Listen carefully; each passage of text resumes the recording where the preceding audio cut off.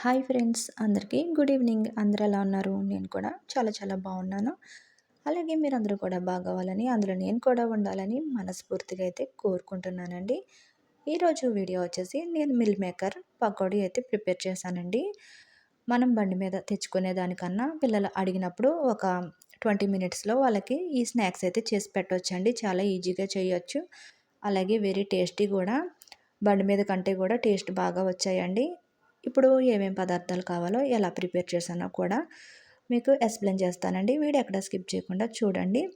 ఇప్పుడు కావాల్సిన పదార్థాలు ఏంటో చూసేద్దాం వచ్చేయండి. నేనైతే పెద్ద సైజు మిల్లీ మేకర్స్ అయితే తీసుకున్నానండి. ఒకవేళ మీ దగ్గర పెద్దవి లేకపోతే చిన్న మిల్లీ మేకర్స్ అయినా కూడా తీసుకోవచ్చు. ఇవి ఒక 4, 5 టైమ్స్ అయితే నీట్‌గా వాటర్ పోసి కడిగేసుకోవాలండి. కడిగేది నేను చూపించడం లేదు.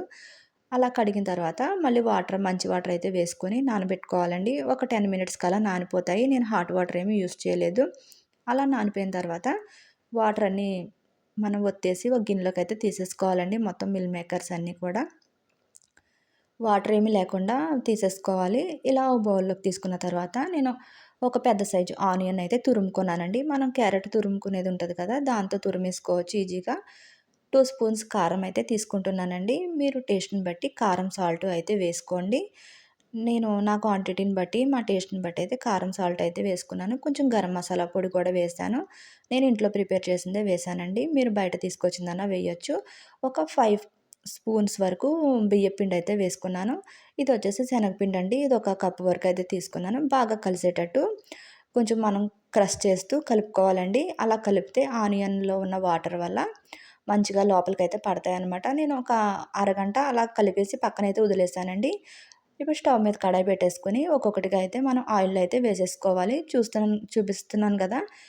సేమ్ ఇలానే ఒక్కొక్కటిగా అయితే మెల్లగా వేసుకోవాలండి. ఎందుకంటే అవి స్పీడ్‌గా వెళ్ళి పడతాయి కాబట్టి ఆయిల్ వచ్చి మన మీద పడుతుంది. చాలా జాగ్రత్తగా అయితే వేసుకోవాలి. మంచిగా గోల్డెన్ కలర్ వచ్చే వరకు అయితే బాగా వేయించుకోవాలండి. నిజంగా చాలా టేస్టీగా ఉందండి. ఒక హాఫ్ అన్ అవర్ అలా మ్యారినేట్ చేయడం వల్ల ఫ్లేవర్ లోపలికి కూడా బాగా పట్టి చాలా బాగా వచ్చాయండి.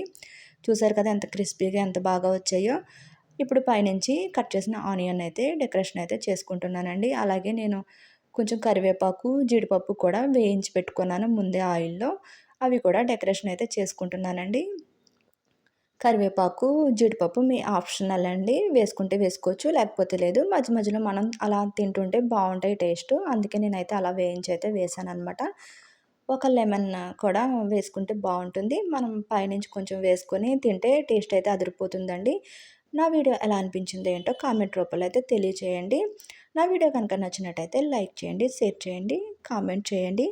కొత్త వాళ్ళు ఎవరైనా నా ఛానల్ చూస్తున్నట్టయితే సబ్స్క్రైబ్ అయితే చేసుకోండి. Thank you for watching friends.